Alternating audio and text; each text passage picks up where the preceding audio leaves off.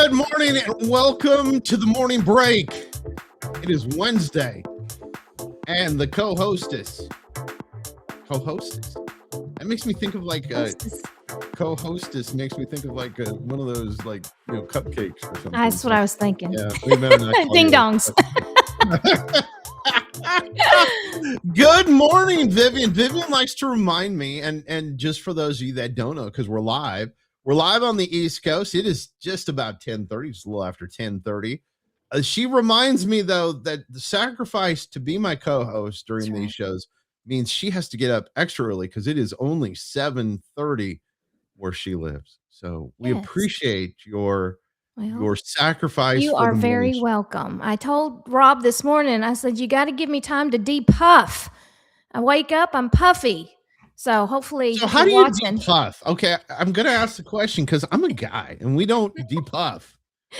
I have a ritual. So I get up. I mean, is that like that roller thing that I see on like absolutely TikTok? Is the roller thing. It's one of those cold roller things, and I've got my little, my lotions, and I just roll my face out. It's like rolling it with like a bread pin, like a pin for baking. Okay, for your face. Yeah. Is that usually like stone or what is that thing? It is actually. It's like this little cold stone, and you roll it around your eyeballs and your neck and your face, and it just kind of helps drain everything. And it's a ritual. So yes. So have you tried one of those shaker things? This is completely off topic. We haven't talked about this at all. But do you have one of those shakers? Yeah, actually I do. Yeah, I stand on it. I do have some lymphedema in my leg because I had cancer. But that's one of the things that my oncologist told me to do is stand on that shaker thingy, and it just kind of moves everything around, and it really does help. I have to tell you, Kristen got one, and I was like, okay, honey, whatever they're not that expensive. I think it was like a couple $100. Yeah. And got one of those, and so I tried it. Now I'm hooked. And usually what I'm doing is I'm singing while I'm doing it because I just like it goes. Yeah. They say if you do that for a certain amount of time that it's almost like jogging. So there you go. That's what they say. But of course, yesterday I had an experience with donuts. So I didn't get to jog because bad weather here in Ohio. If you saw a lot of tornadoes, a lot of stuff going on. So there was not that I would have jogged anyway, but the bad weather was a great excuse to stay inside, eat donuts, and do work. And that was pretty much what I did. But today is National Vinyl Day, Vivian. And I hate to say it, but we are old enough to remember vinyl being actually sold in they had record stores. They don't even have those anymore. No, like at antique stores, you'll find them. But my grandpa used to own or work at a pawn shop. And my dad got me a record player one year for Christmas, and I got some vinyls with that. And, because it was a pawn shop and because my dad was older, the records that I got to listen to when I was 8 and 9 years old were the Beatles. And I used to play the Beatles song, I Want to Hold Your Hand, all the time. And that's what I played. That was my first vinyl record. See, so my mom and dad were big into music. My dad was a professional violinist and my mom was a professional singer. So I grew up with like a spectrum of music in my house. And my favorite when I was little, which was on a record, was Herbie Albert and the Tijuana Brass. And they were here, and I was so excited that they were going to be here because like Herbie's got to be like in his 80s. And I was so excited they were going to be here in Toledo. And unfortunately, I had to be out of town working with a client, and I missed it. But as a little kid, my mom would put this, and of course, my parents were very, very much into really high quality sound stuff because of their professions. And so I remember like dancing around the house as a little kid, listening to Herbie Albert and the Tijuana Brass. There you go, ladies and gentlemen. There is your vinyl of the day. It's also Middle Child Day. So if you're a middle child, congratulations. Today's your day. And do you know what they found out about middle children, Vivian? Don't. Tell me.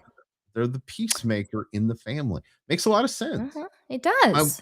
My wife is a middle child, and she learned, and they say they're negotiators, which of course goes great with her field, being an attorney. That works out great for her. So those are it. So go out, celebrate, get some vinyl. Vinyl's coming back in now. Like Yeah, Everybody, if you're really hip, if you're really cool, you have vinyl. that's And right. I will tell you, and this is just me, and I know it's probably all in my mind, but when you listen to vinyl, it's richer sounding. It has a better, Mhm. like, it has a vibe to it. Bring it back. Bring Yes. it back. That's it. Get and if you do, buy a Herbie Albert and the Tijuana Brass album. You will thank me later. Hey, listen, we got a great guest today. Tell us who we've got.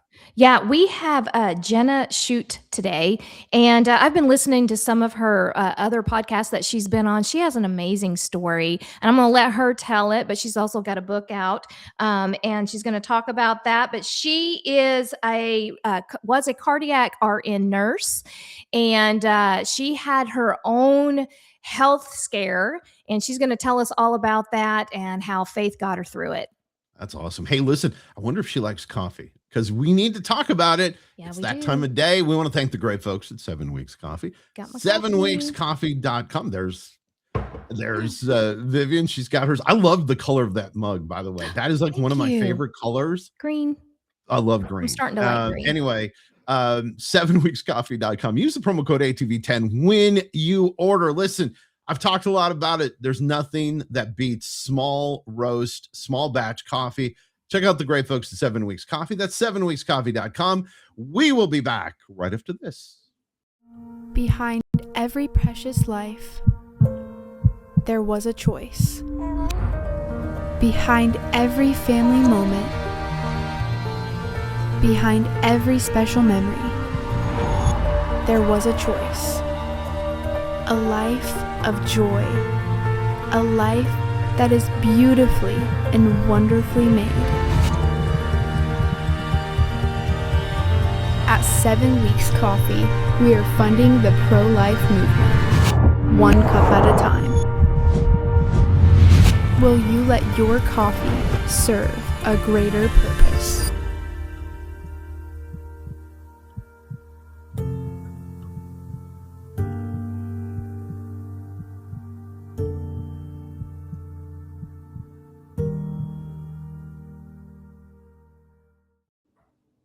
Thanks to great folks, 7 Weeks Coffee. That's 7weekscoffee.com.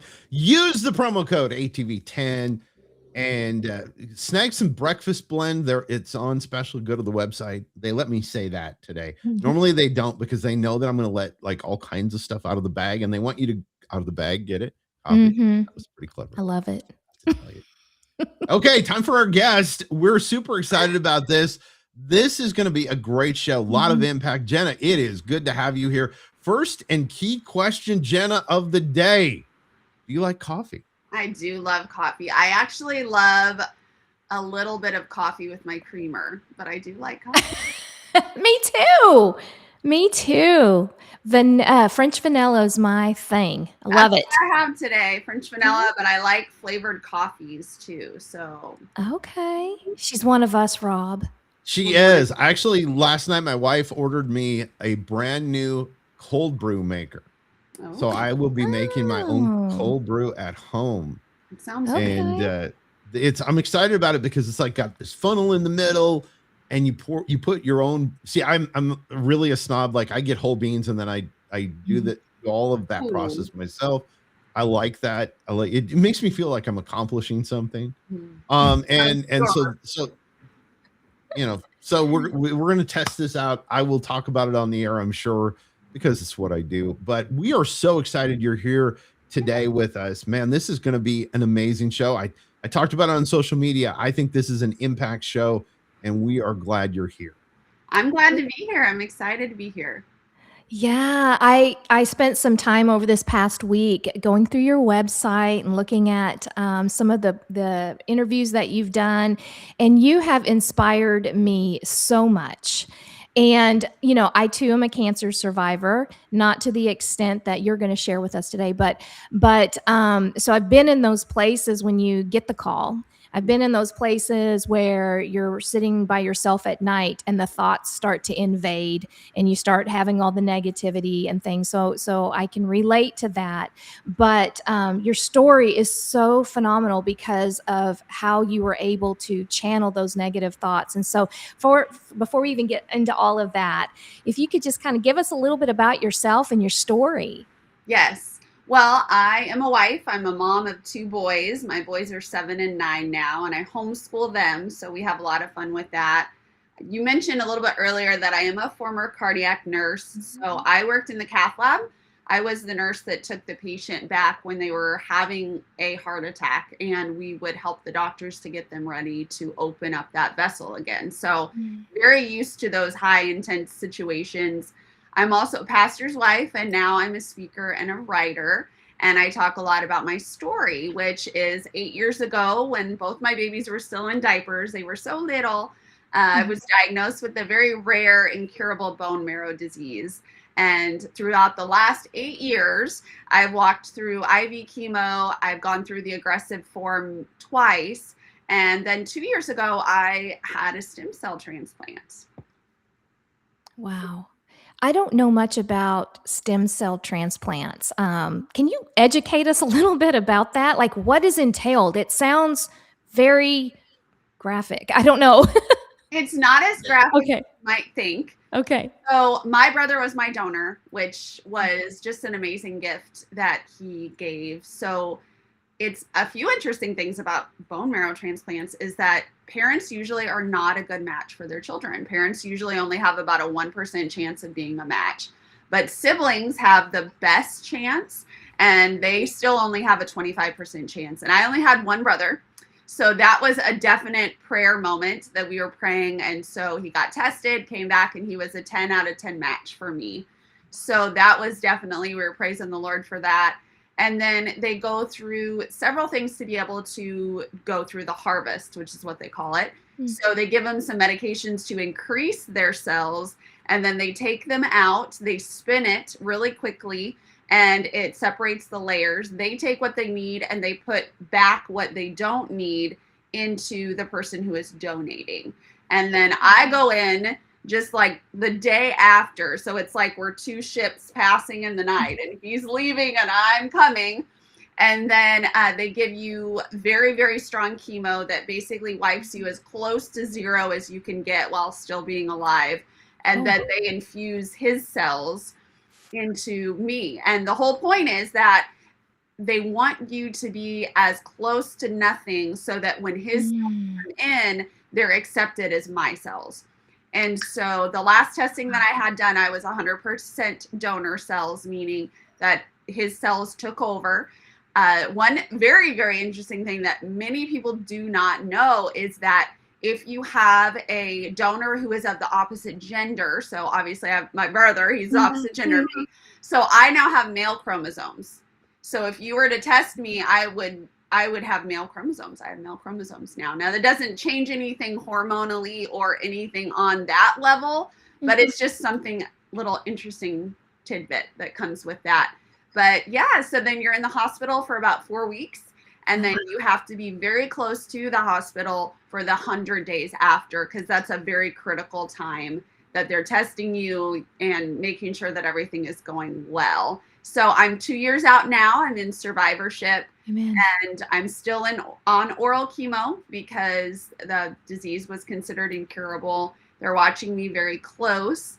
And I am also on some immunotherapy because I deal with graft versus host disease as well. So that's kind of a very condensed version of stem cell transplant. There's a lot that goes into it, but that is a very, very small story of it.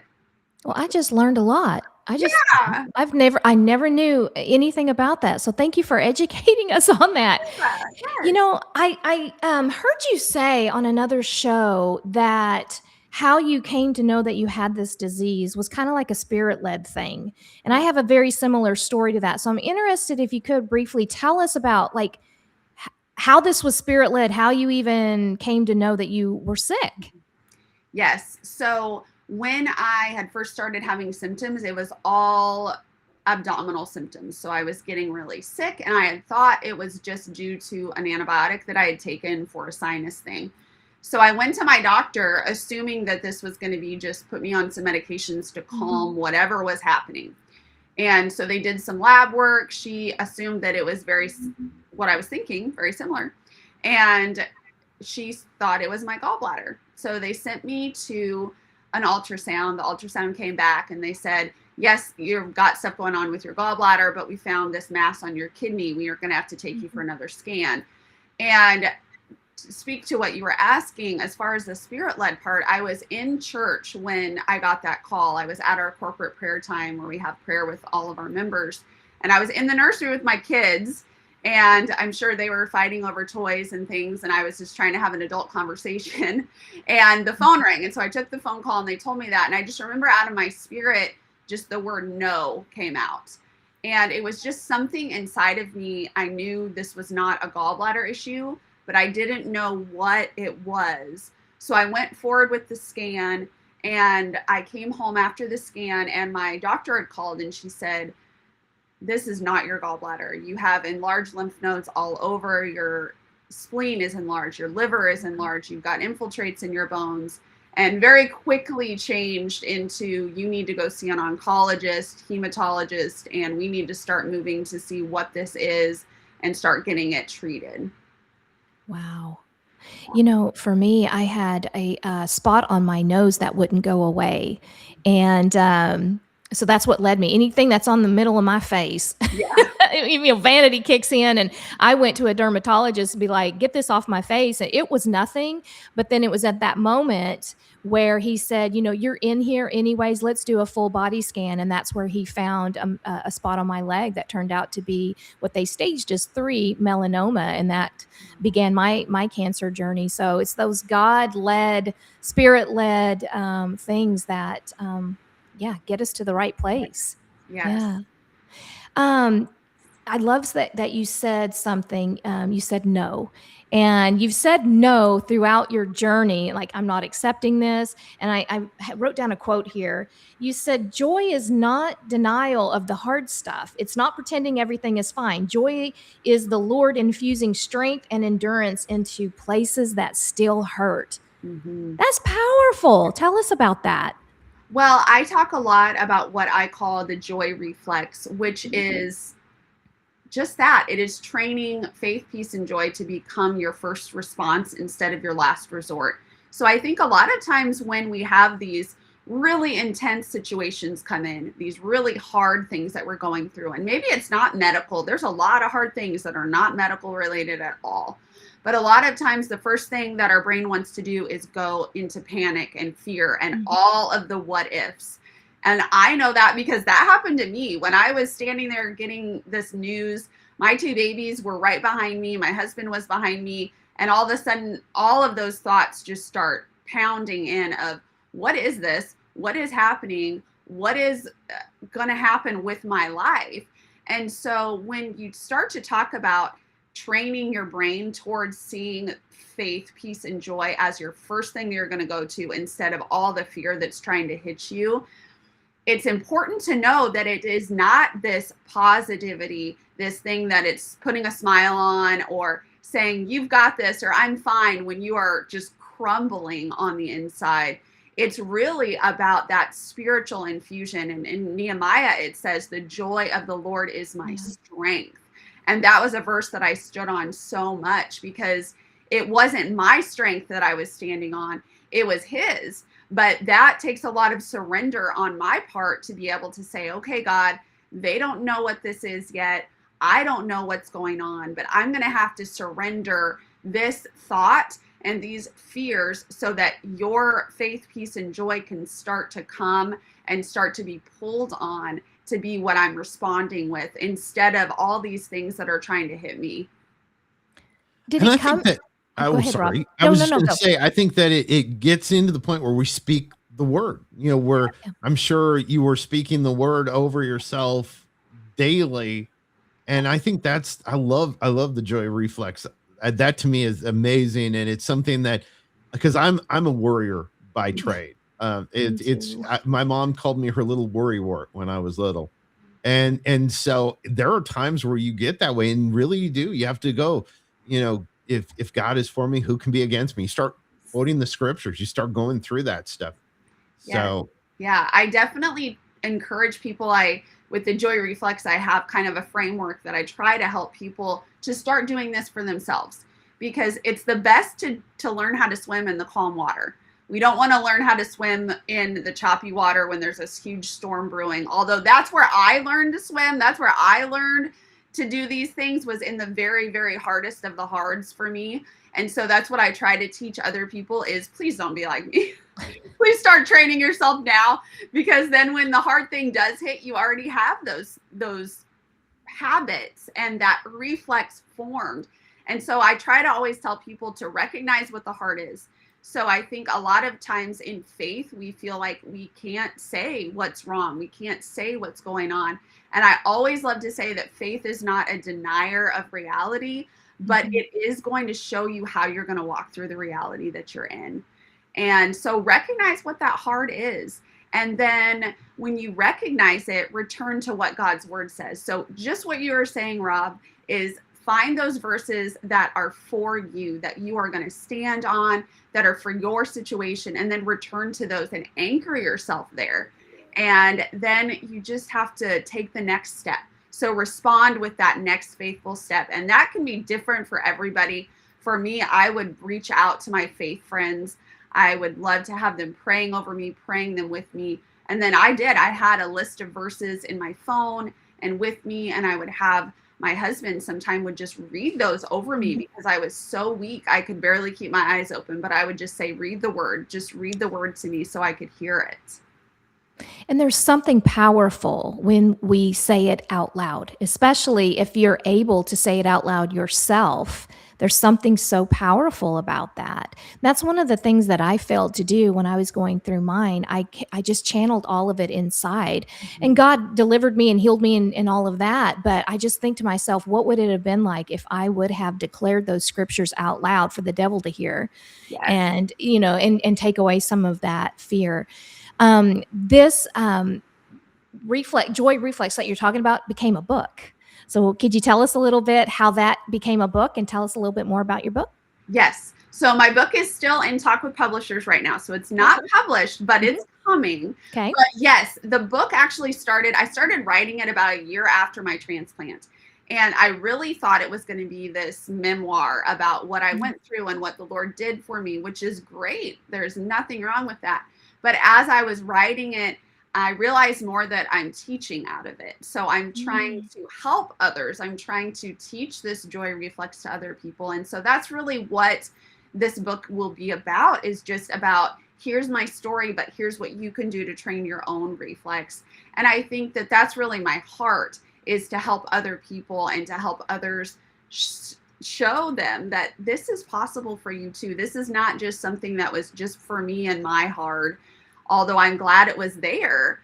But I think, to your point too about speaking things out loud, that was something I learned in nursing school, was that if you want to retain things better, if you want to hold on to this thing that you're trying to learn, is to speak it out loud, write it down. So you're hearing yourself say it, you're speaking it, and then you're writing it. So really every sense that you have, you're hearing and getting that back.